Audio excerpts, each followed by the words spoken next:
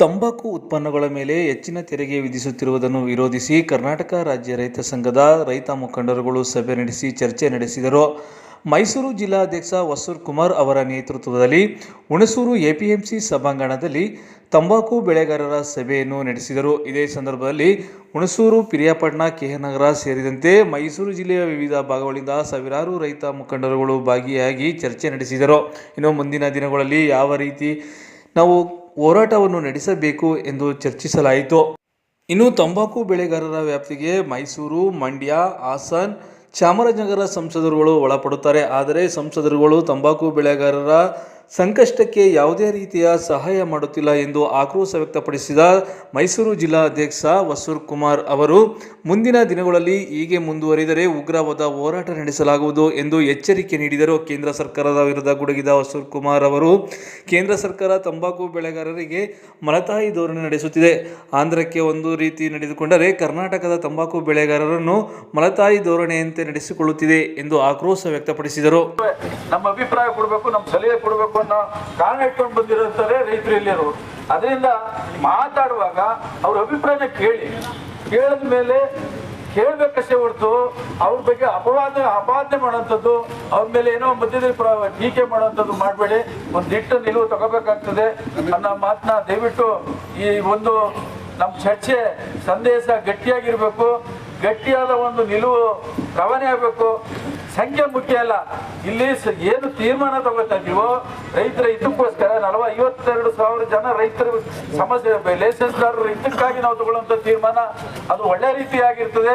ಆ ತೀರ್ಮಾನನ ಒಂದು ಒಳ್ಳೆ ಗಟ್ಟಿಯಾಗಿ ಕೊಡುವಂತ ಕೆಲಸ ನಾವು ನೀವು ಸೇರಿ ಮಾಡೋಣ ಅಂತ ಹೇಳ್ತಾ ಈಗ ತಾನೇ ನಮ್ಮ ಕ್ಯಾನರ್ ತಾಲೂಕಿನ ಸಾಲಿಗ್ರಾಮದ ಕೃಷ್ಣೇಗೌಡರು ಬಂದರೆ ಅವ್ರಿಗೂ ಕೂಡ ಸ್ವಾಗತ ಬಯಸ್ತಾ ಇದ್ದೀನಿ. ಹಾಗೆ ನಮ್ಮ ಎಪಿಎಂಸಿ ಉಪಾಧ್ಯಕ್ಷರು ಪಿರಿಯಾಪಟ್ಟಣ ತಾಲೂಕಿನ ದಸರಥ್ ಅವರು ಬಂದಿದ್ದಾರೆ, ಅವ್ರಿಗೂ ಕೂಡ ತಮ್ಮೆಲ್ಲರೂ ಕೂಡ ಸ್ವಾಗತವನ್ನು ಬಯಸ್ತಾ ಇದ್ದೀನಿ. ಇನ್ನೆಲ್ಲರೂ ಕೂಡ ಇಲ್ಲಿ ಯಾರು ನಮ್ಮನ್ನು ನಾವೇ ಸ್ವಾಗತಿಸೋದಲ್ಲ, ನಮ್ಮನ್ನು ನಾವೇ ಹೋರಾಟಗಾರರಾಗಿರೋದ್ರಿಂದ ತಾವು ಅನ್ಯತೆ ಬಳಸ್ಕೋಬಾರ್ದು. ಯಾರಿಗೂ ನಾವು ಕರೆದು ಸ್ವಾಗತ ಹೇಳಲಿಲ್ಲ ಅನ್ನೋ ಕಾರಣ ಯಾರೂ ತಪ್ಪು ತಿಳ್ಕೋಬಾರ್ದು ಅಂತ ಹೇಳ್ತಾ ಈಗ ನಮ್ಮ ತಿಮ್ಮೇಗೌಡರು ಮಾತಾಡ್ತಾರೆ. 58,000 ಬ್ಯಾರನ್ ಇದೆ ನಮ್ಮ ಕರ್ನಾಟಕದಲ್ಲಿ. ಅಷ್ಟು ಜನದ ಶ್ರಮ ಇದೆ. ಆ ಶ್ರಮಕ್ಕೆ ತಕ್ಕಂತೆ ಪ್ರತಿಫಲ ತಂಬಾಕು ಮಂಡಿ ಆಗಲಿ ಕೇಂದ್ರ ಸರ್ಕಾರದ ಒಂದು ವ್ಯವಸ್ಥೆಲಾಗಲಿ ಇವತ್ತುವರೆಗೂ ಕೂಡ ಅದು ನಮಗೆ ತಲುಪಿಲ್ಲ. ತಲುಪದೇ ಇರೋದ್ರಿಂದ ಏನಾಗಿದೆ, ನಮ್ಗಳಿಗೆ ಮುಂದಿನ ದಿನಗಳಲ್ಲಿ ರೈತರ ಮೇಲೆ ಯಾವುದೇ ಹೊರೆ ಇದ್ದಾನೆ ವ್ಯಾಪಾರ ಆಗಬೇಕು. ನಮ್ಮ ಹೊಗೆ ಸೊಪ್ಪು ವ್ಯಾಪಾರ ಆಗಬೇಕಾದ್ರೆ ನಾವು ಕೂಗಿದ್ರೆ ಅದು ಅಲ್ಲಿ ತಲುಪಲ್ಲ. ನಮ್ಮ ಚುನಾಯಿತ ಪ್ರತಿನಿಧಿಗಳು ಏನು ಲೋಕಸಭಾ ಸದಸ್ಯರಿದ್ದಾರೆ, ಹಾಸನ ಇರ್ಬೋದು, ಮಂಡ್ಯ ಇರ್ಬೋದು, ಮೈಸೂರು ಇರ್ಬೋದು, ಚಾಮರಾಜನಗರ ಇರ್ಬೋದು, ನಮಗೆ ಬರುವಂಥ ಏನು ಲೋಕಸಭಾ ಸದಸ್ಯರು 5 ಜನ ಇರ್ತಾರೆ. 5 ಜನದ ಮುಖಾಂತರ ನಮ್ಮ ಕೂಗು ಅವ್ರಿಗೆ ತಲುಪಬೇಕು. ಆ ತಲುಪುವಂಥ ವ್ಯವಸ್ಥೆನ ನಮ್ಮ ಎಲ್ಲ ರೈತ ಬಂಧುಗಳು ಅಲ್ಲಲ್ಲೇ ತಾಲೂಕುವಾರು ಒಂದೊಂದು ಮೀಟಿಂಗ್ಗಳನ್ನ ಮಾಡಿ, ಇವತ್ತು ನಮ್ಮ ಕುಮಾರ್ ಅವರು ಇದ್ದಾರೆ, ಕುಮಾರ್ ಅವರು ಎಲ್ಲ ತಾಲೂಕಲ್ಲೂ ಕೂಡ ರೈತ ಸಂಘದ ಪ್ರತಿನಿಧಿಗಳಿದ್ದಾರೆ, ಅವ್ರದೇ ಆದಂಥ ಕಾರ್ಯಕರ್ತರಿದ್ದಾರೆ, ಅವ್ರ ಜೊತೆಗೆ ನಾವು ಕೂಡ ಸೇರ್ಕೊಳ್ತೀವಿ ಅಂತ ಹೇಳಿ ಹೇಳ್ತಾ ಇರೋದು ತಪ್ಪು ಅಂತ ಹೇಳಿ ಒಪ್ಕೊಳ್ತೀನಿ ನಾನು. 90% ತಂಬಾಕನ್ನ ವಿದೇಶಕ್ಕೆ ರಫ್ತು ಮಾಡ್ತಾವ್ರೆ. 2014-15ನೇ ಸಾಲಿನಲ್ಲಿ 6,000 ಕೋಟಿ ಅಮೆರಿಕನ್ ಡಾಲರ್ ವ್ಯಾಲ್ಯೂನಲ್ಲಿ ಮಾರಾಟ ಮಾಡಿದ್ದಾರೆ. ಅಂದ್ರೆ 2014 $1 ವ್ಯಾಲ್ಯೂ 60 ರೂಪಾಯಿ ಇತ್ತು. ಇಂಟು 6,000 ಮಾಡಿ 36,000 ಕೋಟಿ ಆಗಿ ದುಡ್ಡು ಆಗ್ತು. ನಮಗ್ ಕೊಟ್ಟಿದ್ದು ಎಷ್ಟು ಗೊತ್ತ ಸ್ವಾಮಿ, ಅವಾಗ 2014-15 ಸಾಲಲ್ಲಿ ಬರೀ 2,000 ಕೋಟಿ ಕರ್ನಾಟಕ ರೈತರು ಸಿಕ್ಕಿದ್ದು ಬೆಳೆಗಾರರಿಗೆ. 36,000 ಕೋಟಿ ಅಂತ ಹೇಳಿದ್ರೆ 20% ಡೊಮೆಸ್ಟಿಕ್ ಪರ್ಪಸ್ ಯೂಸ್ ಓನ್ಲಿ ಅಂದ್ರೆ 20% ಇಂಡಿಯಾದಲ್ಲಿ ಸಿಗರೇಟ್ ತಯಾರು ಮಾಡಕ್ಕೆ ಇಟ್ಕೊತಾರೆ. ಮಿನಿಮಮ್ 50,000 ಕೋಟಿ ಸಂಪಾದನೆ ಆಗಿ ಹೊಗೆ ಸೊಪ್ಪಲ್ಲಿ. ಆಯ್ತಾ, ಇಲ್ಲಿ ನಮ್ಗೆ ಕೊಡ್ತಾ ಇದ್ದೀವಿ ಸ್ವಾಮಿ. ಇವತ್ತು ಹೊಗೆ ಸೊಪ್ಪು ರೇಟು 281 ರೂಪಾಯಿ. ಮೊನ್ನೆ 281 ಕೊಟ್ಟರೆ 271 ಅವರೇಜ್ ಬರ್ತಾರೆ. ಬೋರ್ಡ್ ಅವರೇಜ್ ನಿಮ್ಗೆ ಹೇಳ್ತಾ ಇರೋದು. ಟಾಪ್ ರೇಟ್ ಏನ್ ಹೇಳ್ತಾರೆ 320 ಅಂತಾರೆ.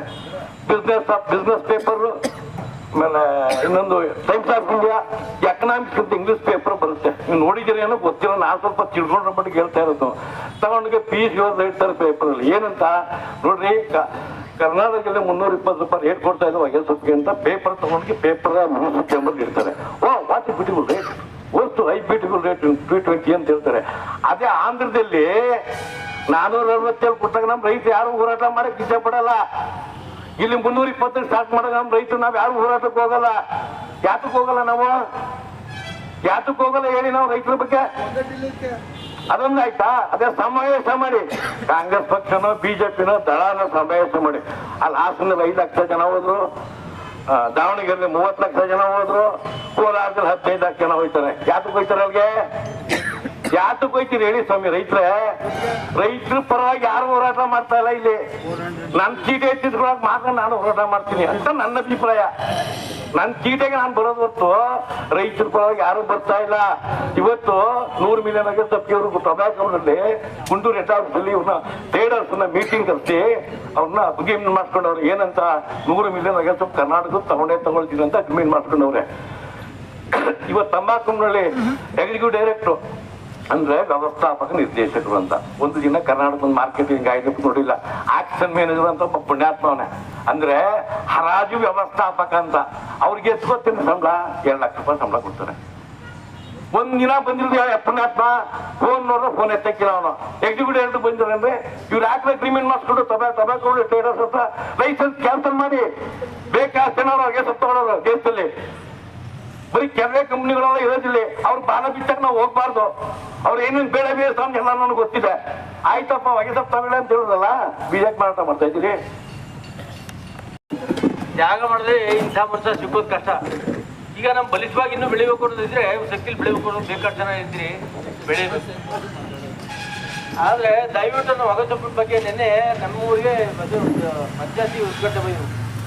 ಯಾರು ನಮ್ಮ ಪ್ರತಾಪ್ ಇಪ್ಪರುವೆ ಕಲಿಸ್ಕೊಡ್ರಿ. ನೀವು ಏನು ಸಮಯ ನಿಂತ್ಕೊಳ್ಳಿ, ಸುಮ್ಮ ಅರ್ಧ ಗಂಟೆ ನಿಂತ್ಕೊಂಡು ಕೇಳಿ, ಕಷ್ಟಪಟ್ಟು ಕೇಳಿ. ನಮ್ಮ ಕಷ್ಟ ಅಂದರೆ ಹಬ್ಬ ವಿಚಾರ ತಲ್ಲೇ ಹಾಕಿಲ್ಲ. ನಾವು ಹೇಳೋದು ಏನು ಗಮನ ಇಟ್ಕೊಳ್ಳೋಕ್ಕಿಲ್ಲ. ಬೇರೆ ವಿಚಾರಕ್ಕೆ ಬಂದರು. ಸೊ ನೀವು ಬಂದಿರೋದು ಉದ್ಘಾಟನೆ ಮುಗೀತು, ಕೇಕ್ ಕಟ್ ಮಾಡಿ ಒಂದು 10 ನಿಮಿಷ ಕೂರಿ ಸಮಾಧಾನವಾಗಿ ವಿಚಾರ ಕೇಳಿ. ಕಷ್ಟಕ್ಕೆ ದಂಡಕ್ಕೆ ರೈತರಿಗೆ ದಂಡ ಹಾಕಿರಲಿ. ಯಾರು ದಂಡ ಹಾಕಿರಿ? ಸ್ವಲ್ಪ ಚರ್ಚೆ ತಗೊಳಿಸುವಂತ ನಾವು ನಮ್ಮ ಮಹೇಶ್ ಅಂತ ನಮ್ಮ ಇವರು ಶಿವರಾಜಪುರ ಮಾತುಕತೆ ಚರ್ಚೆ ಇಟ್ಟರೆ ಬಹುಶಃ ನಮ್ಮ ಲೆಕ್ಕ ಗಮನ ತಗೊಳ್ಳಿಲ್ಲ. ಅಧ್ಯಕ್ಷರೊಳಗೆ ಯಾವುದೇ ಕಾರಣಕ್ಕೂ ಇಲ್ಲಿ ಏನು ನಡೆಯಕ್ಕಿಲ್ಲ. ನಾವು ಜಾತಿ ಜನ ಹೊರಟು ಹೋದರೆ ಮಾತ್ರ ಕಲಿಯೋದು. ಯಾವ CM ಅಲ್ಲಿ, ಯಾವ MP ಅಲ್ಲಿ ಅವರೆಲ್ಲ ದೂರ ಇಟ್ಕೊಂಡು ನಾವು ಯಾವ ಥರ ಕಾಣ್ಬೇಕಾದ್ರೆ ಆ ಥರ ಕಾಣ್ರಿ. ನಾವು ರೈತರು ಒಗ್ಗಟ್ಟಾಗಿ ಚೆನ್ನಾಗಿದ್ರೆ ಮಾತ್ರ ಬೆಲೆ ಸಿಕ್ಕೋದು. ಅಲ್ಲಿ ಗಂಟೆ ಬೆಲೆ ಸಿಕ್ಕೋ ಸಾಧ್ಯತೆ ಇಲ್ಲ. ಬೇರೆ ಜೊತೆ ದಂಡ ಹಾಕೋದು ತಪ್ಪೋದಿಲ್ಲ. ದಂಡ ಯಾವುದೇ ಕಾರಣಕ್ಕೂ ಹಾಕ್ತಾರೆ. ನಮಗೆ ಯಾಕೆ ಹಾಕ್ತಾರೆ ದಿನ? ರೈತರಿಗೆ ಕಾಡ್ತಿಕೊಂಡು ದಂಡ, ಕೂತಿರೋ ದಂಡ, ನಿಂತಿರೋ ದಂಡ. ಅವ್ರಿಗೇನು ದಂಡ ಇಲ್ಲ. ಒಂದು ವಾರದಿಂದ 4-5 ದಿವಸ 4 ದಿವಸ ಆದರೂ ಟೊಬಾಕೊ ಕೊಟ್ಟಿದ್ದು ಯಾವನಾರು ಗಮನ ಹರಿಸಿ ಕೇಳಿದಾರ? ಯಾರೋ ಪೇಪರ್ ಮಾಡಿ ಕೊಟ್ಟಿದಾರ? ರಾಜಕೀಯದರು ನಮ್ಮನ್ನ ನಾವೇ ತಗೋತೀವಿ, ನಾವೇ ಕೊಡ್ತೇವೆ ಅಷ್ಟೇ. ಅವ್ರು ಯಾರೂ ಗಮನ ಹರಿಸ್ಕೊಳ್ತಾ ಇಲ್ಲ. ದಯವಿಟ್ಟು ನಾವು ಯಾವಾಗ ರೊಚ್ಚಿಗೆತ್ತೀವಿ ಅಲ್ಲಿ ಗಂಟ ಆಂಧ್ರ ಹೆಂಗೆ ರೊಚ್ಚಿಗೆಲ್ತಂಗೆ ಎತ್ತೀವಿ ಅವತ್ತು ಗಂಟ ಯಾರು ನ್ಯಾಯ ಸಿಗೋದು ಕಷ್ಟ. ಇದನ್ನು ದಯವಿಟ್ಟು ನೀವೆಲ್ಲ ಎಚ್ಚರಿಸ್ಕೊಳ್ಳಿ. ನಾವು ನಿಮ್ಮ ಜೊತೆಲಿ ಇರ್ತೀವಿ, ನಾವು ಕೂಡ ಇರ್ತೀವಿ. ನಾವು ವಯಸ್ಸಾದ್ರೂ ನಿಮ್ಮ ಜೊತೆ ಬರಬೇಕು ಅನ್ನೋ ಭಾಷೆ ಇಟ್ಕೊಂಡಿವಿ. ಎಲ್ಲಿದ್ದು ಎಲ್ಲಿಗಂಟ ಅಲ್ಲಿ ನಿಮ್ಮ ಜೊತೆ ನಾವು ಬರೋಕ್ಕೆ ಶ್ರಮ ಪಟ್ಕೊಂಡು ಬರುವಂಥ ಶಕ್ತಿ ಕೊಟ್ಟಂತವರು ಬರ್ತೀವಿ. ದಯವಿಟ್ಟು ನಮಗೆ ನ್ಯಾಯ ಸಿಗೋ ಮಾಡ್ರಪ್ಪ. ನಮಗೆ ಟೈಮ್ ಬುದ್ಧಿ ಕೇಳ್ತೀವಿ.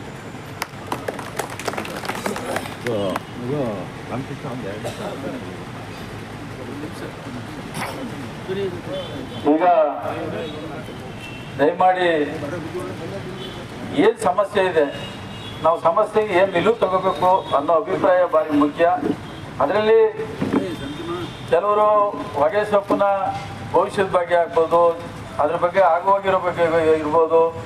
ಈಗಾಗಲೇ ಕಂಪ್ನಿಗಳು ಯಾಕಕ್ಕೋಸ್ಕರ ಅವರು ಬಹಿಷ್ಕರಿಸಿದ್ದಾರೆ ಅನ್ನೋ ಕಾರಣ ಇರ್ಬೋದು. ಇವೆಲ್ಲವೂ ಕೂಡ ಚರ್ಚೆ ಮಾತಾಡುವಾಗ ಯಾರು ಕೂಡ ಅವ್ರ ಬಗ್ಗೆ ವಿರುದ್ಧವಾಗಿ ಮಾತಾಡಬಾರ್ದು ದಯಮಾಡಿ. ಯಾಕೆಂದ್ರೆ ಅಭಿಪ್ರಾಯ ಹೇಳ್ತಾರೆ. ಇಲ್ಲಿ ಬಂದಿರೋದು ಯಾರೇ ಬಂದಿರೋದು ಯಾರೋ ಕಂಪ್ನಿ ಪರವಾಗಿ ಬಂದಿರೋಂಥವ್ರು ಯಾವ ಹೊಸಕೊಪ್ಪಲು ತಿಮ್ಮೇಗೌಡರಿಗೆ ವಂದನೆಗಳು ಸಲ್ಲಿಸ್ತಾ, ಇವಾಗ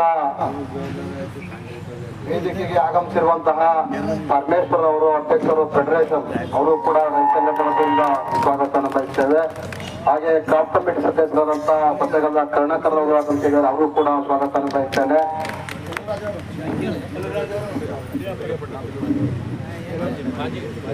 ಮಾಜಿ ಕ್ರಾಪ್ ಕಮಿಟಿ ಅಧ್ಯಕ್ಷರಾದಂತಹ ಚೆಲುಗಲ್ ಅವರು ಕೂಡ ಪಿರಿಯಾಪಟ್ಟಣ ಅವರು ಕೂಡ ಆಗಮಿಸಿದ್ದಾರೆ, ಅವರು ಕೂಡ ಸ್ವಾಗತವನ್ನು ಬಯಸ್ತೇನೆ. ಇವಾಗ ನಂತರ ಕ್ರಾಪ್ ಕಮಿಟಿ ಮಾಜಿ ಅಧ್ಯಕ್ಷರಾದಂತಹ ಕಳೆಗೌಡರು ಮಾತಾಡಬೇಕಂತ ಕೇಳ್ಬೋದು. ಎಲ್ಲರಿಗೂ ನಮಸ್ಕಾರ.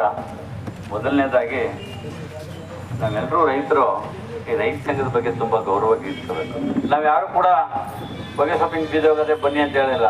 ಅವರೇ ಜಿಲ್ಲಾ ಅಧ್ಯಕ್ಷರು ಈ ಮಟ್ಟಿಗೆ ತಗೊಂಡು ಮಾಡೋರೆ ಅಂದರೆ ಈ ರೈತ ಸಂಘದವ್ರಿಗೆಲ್ಲ ರೈತ ಬೆಳೆಗಾರರು ಅವ್ರಿಗೆ ಒಂದು ಧನ್ಯವಾದನ ಹೇಳಬೇಕು ಅಂತ ಹೇಳ್ತಾರೆ.